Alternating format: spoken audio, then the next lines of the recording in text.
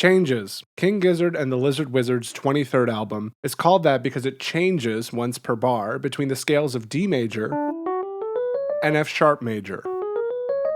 This trick produces playful harmonies and melodies and raises difficult theoretical questions. Today we'll look at Change, the 13-minute opener. It's sort of a rock and roll posse cut. This was the first time 4 members of the band shared lead vocals on one song. In the spirit of rock and roll, there are also long instrumental sections at the beginning and end. The overture gently introduces you to the central gimmick. The first melody starts over a simple bass line between A and B.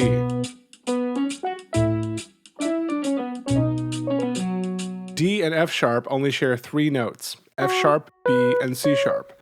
This riff focuses heavily on those notes. The only note unique to F sharp is that D sharp at the end. The riff plays twice, then there's a variant.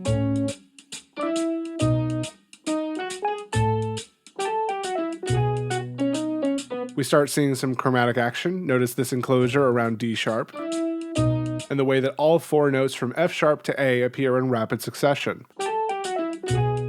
The first riff plays again to give us a full 16-bar section. On the second run of this section, we get some chords and a Purdy-style shuffle. I won't be using Roman numerals in this video because we aren't hearing traditional functional harmony. Instead, I'll tell you how I might think of these chords if I was writing this song.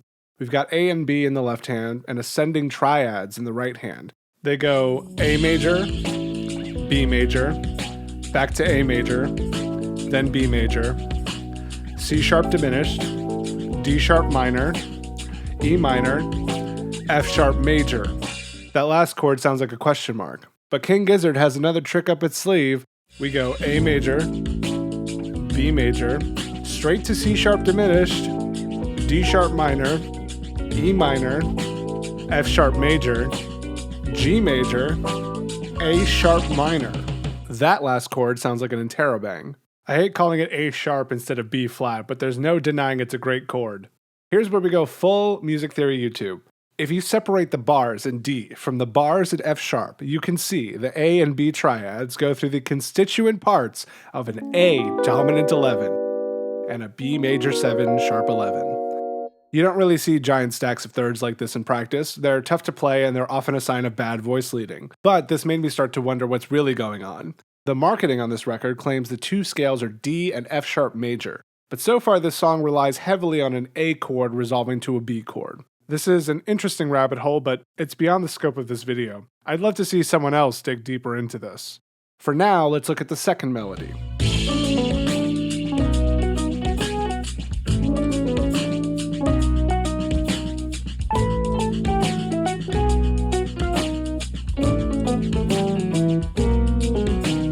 We're now fully immersed in the album's gimmick.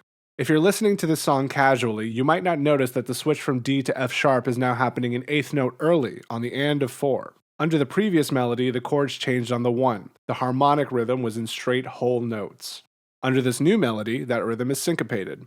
The chords are buried in the mix on the first round of this melody, but I hear A and B major. On the second round, you get the full run of ascending triads. After that final A sharp minor over B, there's a short transition, which sounds like a set change. The bass does this, from F sharp to B, while a Wurlitzer alternates between B minor and B major. A guitar plays a whisper of the second melody. Stu McKenzie, the front man of the band, sings first. He gets a verse, a chorus, and a bridge. It'll be easier to explain what's going on if I talk about the chorus first. The Wurlitzer plays a single chord throughout the chorus. Remember that there are 3 notes common to D and F sharp. If you want a chord to stay still across the bar line, you have to use these notes. So King Gizzard stacks them in fourths, starting from C sharp.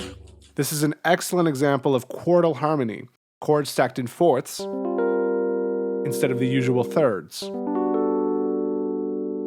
Given the way key signatures add sharps and flats, you're usually guaranteed to have a set of matching notes between 2 keys that you can stack in fourths or fifths. It's easier to play chords in fourths than in fifths on both guitar and piano, and in this context, stacking in fifths sounds too open and resonant. This chord is so profound to me, and it shows up throughout this song, so I'm going to call it the change chord for the rest of the video. The verse starts on the change chord over A and resolves to B major. I had a hard time transcribing it. Here's the best I could do.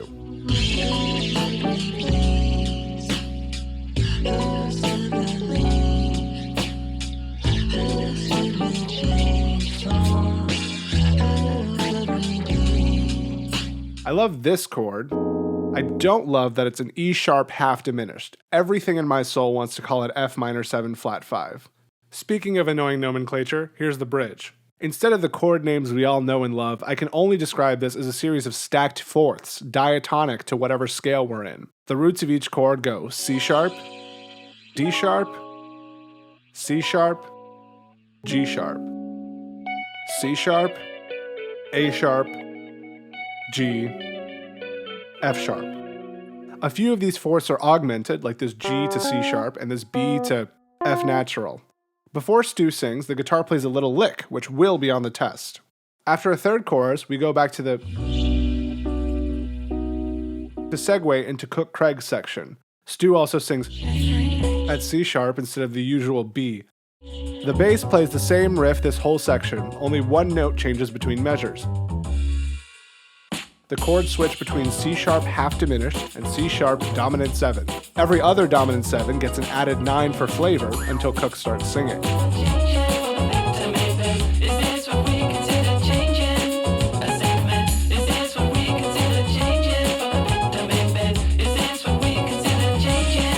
There's some interplay between Cook's vocals and a synthesizer, then a drum fill moves us to the next section. A lone Wurlitzer plays a new chord progression. We have ascending triads again, but with A and G sharp in the bass instead of the usual A and B. The right-hand triads are E minor, then D sharp minor twice. Then they move up a third to G major and F sharp major. Then again to B minor and A sharp minor. Then one last time to D major and C sharp major.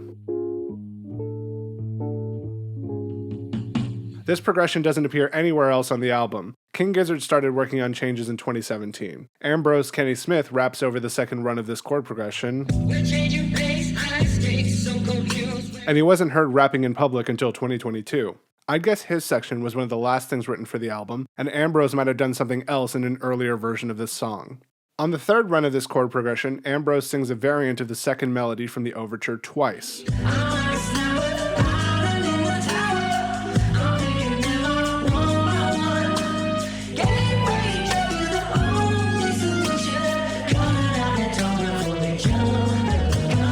He does the run from A sharp to D sharp the first time around, but the second time he jumps straight down.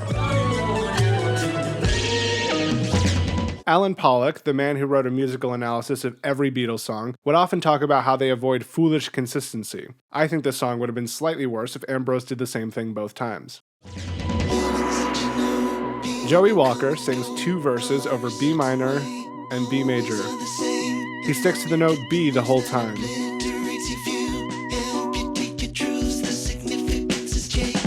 I think this section is sick. It reminds me of early krautrock, but there's not much harmony to analyze. There's an elaborate synth solo that quotes the first melody and a little counterpoint line in the second verse.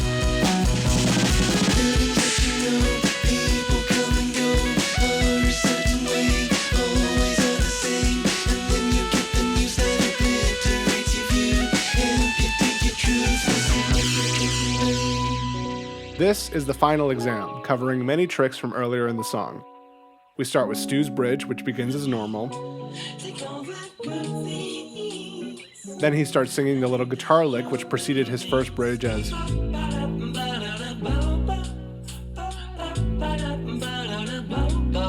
This goes on for a while as the chords shift underneath. First, the change chord.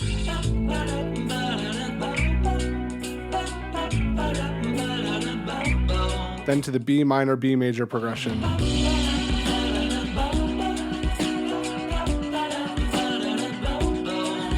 A Wurlitzer plays the first melody by itself.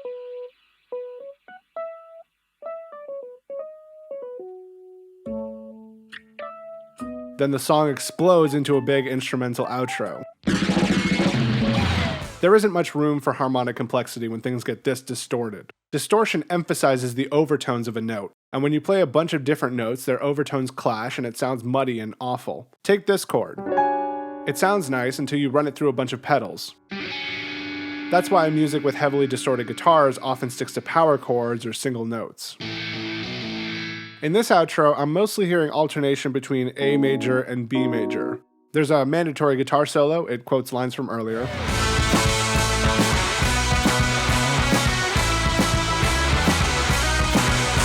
There's a point where the bass gets tense under the first motif. It does something like...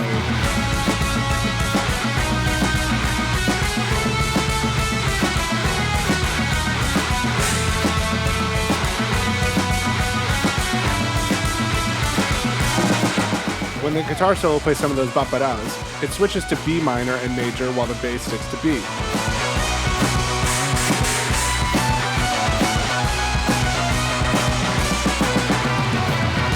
The solo ends on an A sharp, giving us a nice B major 7. Then the Wurlitzer plays that first melody again, resolving to a regular B major. The rest of the songs on Changes feature chord progressions from the title track. I'll point out the callbacks and leave the rest as an exercise for the viewer. Hate Dancin' is entirely based on the Overture. It's mostly A and B major, but some sections play that ascending triad progression.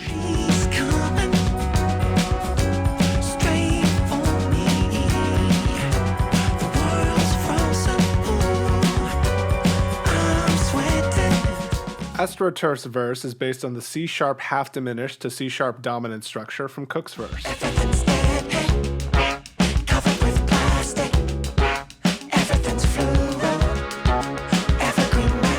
The piano sometimes plays this satisfying arpeggio with the added ninth. The chorus plays A major and B major, along with some thing else for the title drop. The B section of No Body is also based on Cook's verse, though it focuses on the E minor and E sharp diminished triads separated from their C sharp root. The A section reminds me of Hotel California. The chorus of Gandhi sounds very similar to Joey's verse.